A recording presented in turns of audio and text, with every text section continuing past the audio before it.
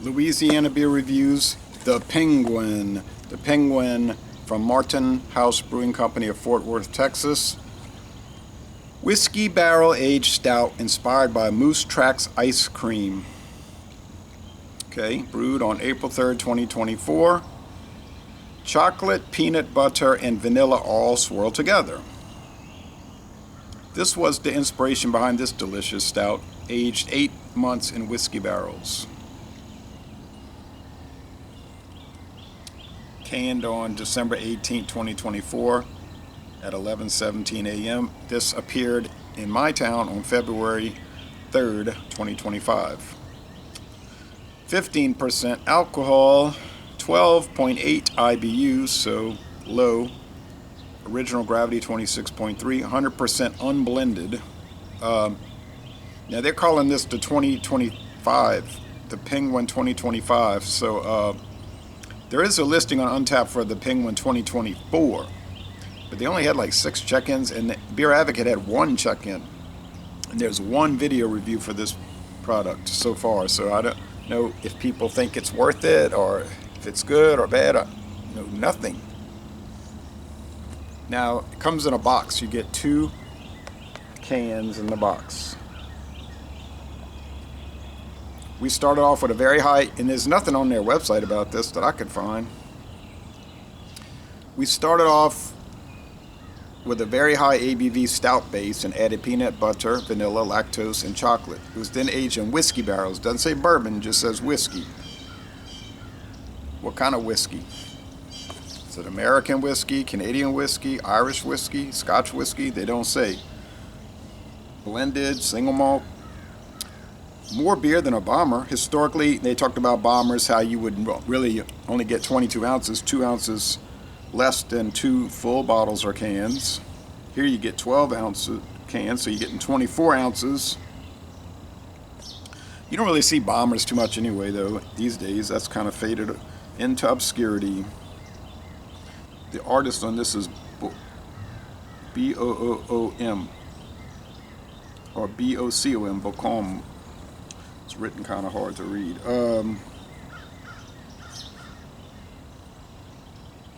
Alright, so it's some kind of like futuristic city scene, comic book scene. And it says nonsense here on the side, on the sign. I don't know what movie that's supposed to reference or any.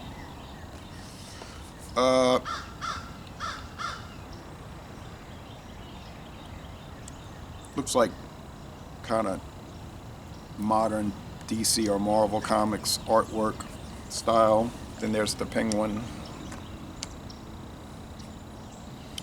Anyway, anyhow, malt beverage. Now here's what it really is, and it has a shrink wrap label, which most of the Martin House beers have.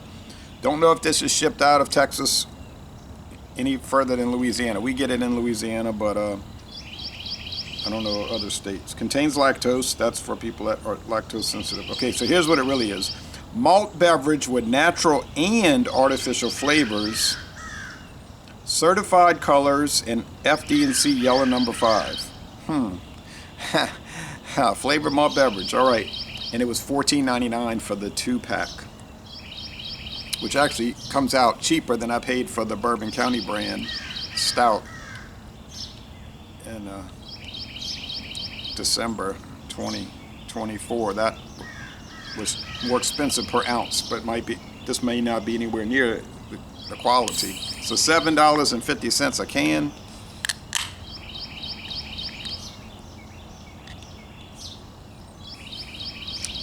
I don't know. Put it in this little snifter.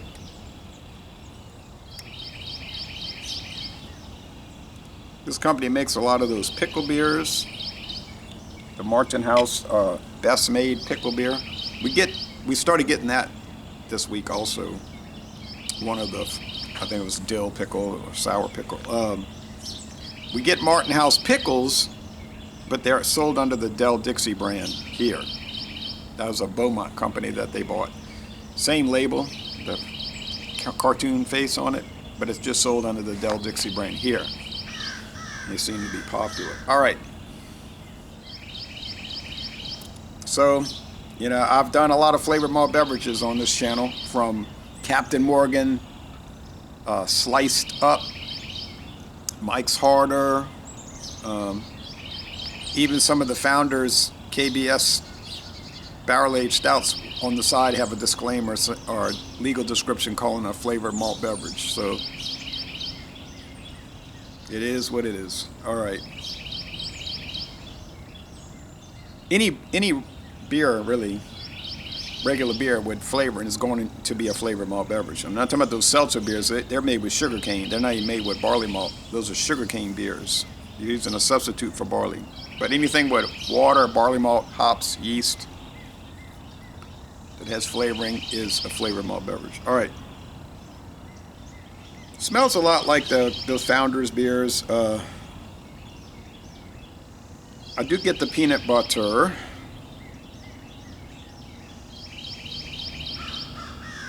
Chocolate, maybe. Vanilla, probably.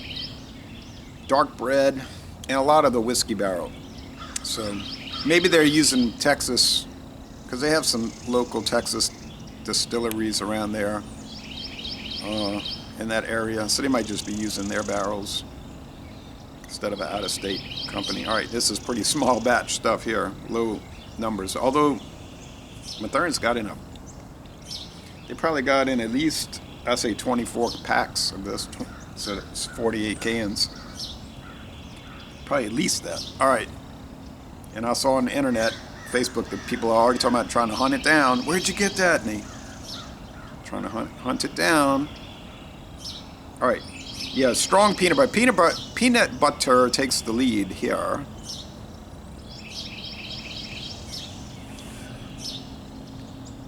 And in the flavor. Aroma and flavor is heavy peanut butter. Look, if you don't like peanut butter, don't buy it, because you're going to hate it. There's a little vanilla, and I would say, yes, a little chocolate. Now, I know they make some chocolate bar candies that are peanut butter, chocolate, and vanilla, and milk chocolate. I know they have those. I don't know specifically which brands, but I could look that up. I don't think it would take too much effort to track those down. I don't quite understand why they're using food coloring in this, though. If you ever notice with these bottles or cans of this kind of product, that description will be very small.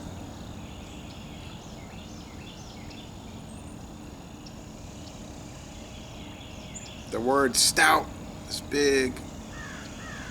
Flavored malt beverage. You know, malt beverage from that flavors, that's small. It has to be on there, but it doesn't have to be big, and it doesn't have to be easily detectable, I guess.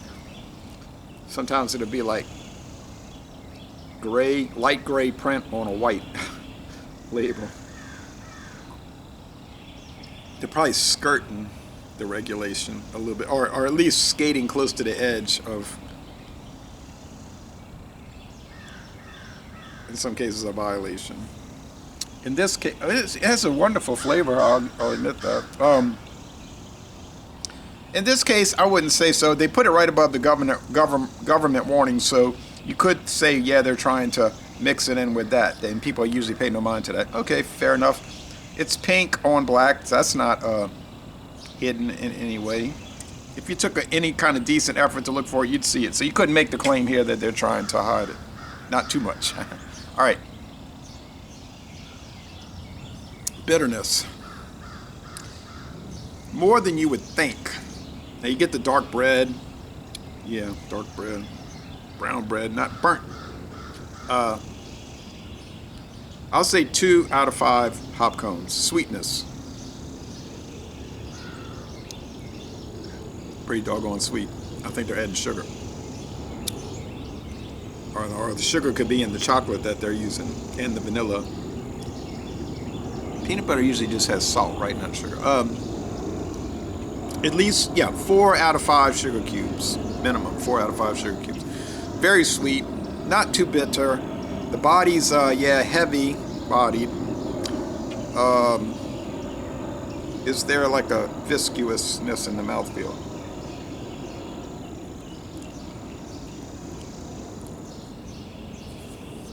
Yeah, it has a little oiliness in the mouthfeel, and you know, peanut butter is oily naturally. The natural peanut butter is oily. Even the kind that's highly refined will have oil in it. But as you know, the natural peanut butter, the oil flows to the top, makes its way to the top of the jar. Then you got to remix it.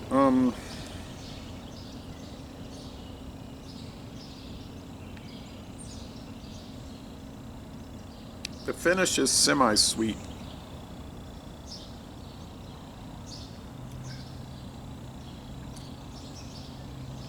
Yeah, it's not heavy on the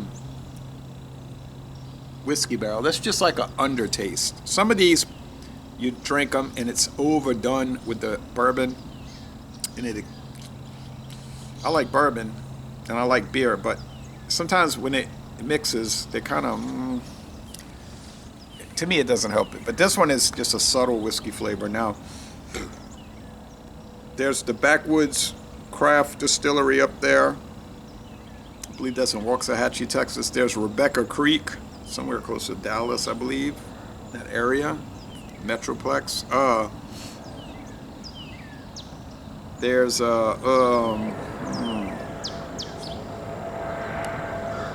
what's the, well, there's a few, and they're pretty well known. Yeah, so that's probably what they're using, but I could be totally wrong.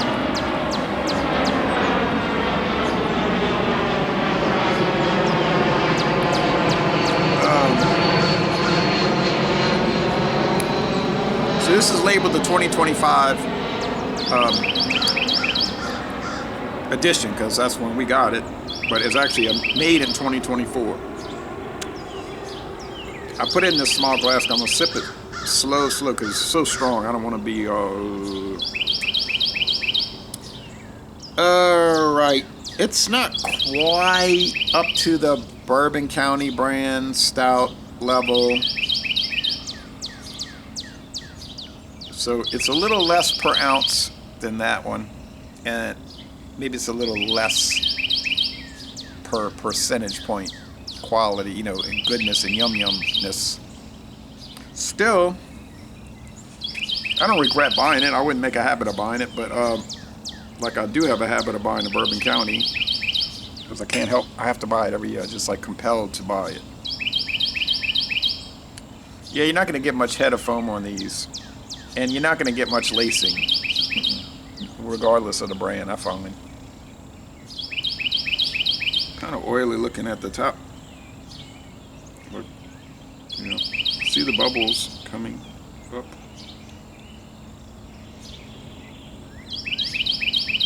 You can feel the prickle from the carbonation.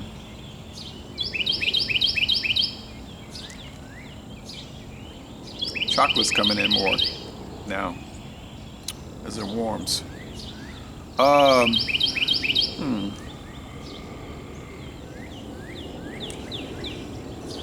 think I'm gonna go 9.7 out of 10, which is what I did score the Bourbon County this past year. Last year's Bourbon County 9.7 out of 10, but that was a bad year for Bourbon County. That was an off year. Yeah, is only a 9.7 this past year, just an 8. And yeah, but it very often will hit 100, you know, outstanding. This is close to outstanding, but not quite. Now I'm gonna save the other can. I'm not gonna age it because I don't do that anymore. I never did it much to start with, but I'm gonna drink it within the next month, within the next 4 weeks. And I'll do a revisit video. Won't be as long as this. It'll be short, and then I'll bring it into probably like a porter and stout porter Sunday broadcast. But the rest of it, because you don't have to drink much of this. You shouldn't drink. You better not drink much of it. Yeah, 9.7 out of 10. Most excellent, but what's my complaint? I'm trying to think. Why am I only giving it that?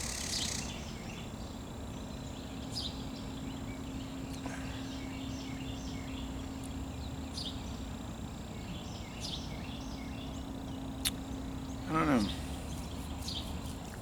It's just something I can't pin down that's not making it 100 out of 100 or 10 out of 10, but it's close. 3 out of 100 deficit ain't much of a deficit. So what I would recommend it if you don't mind paying $14.99 for 2 cans. Yeah. So it's a warm day, and it's a warm morning time. Now it's gotten cloudy. See, the haze came over the sun. It's going to get warmer.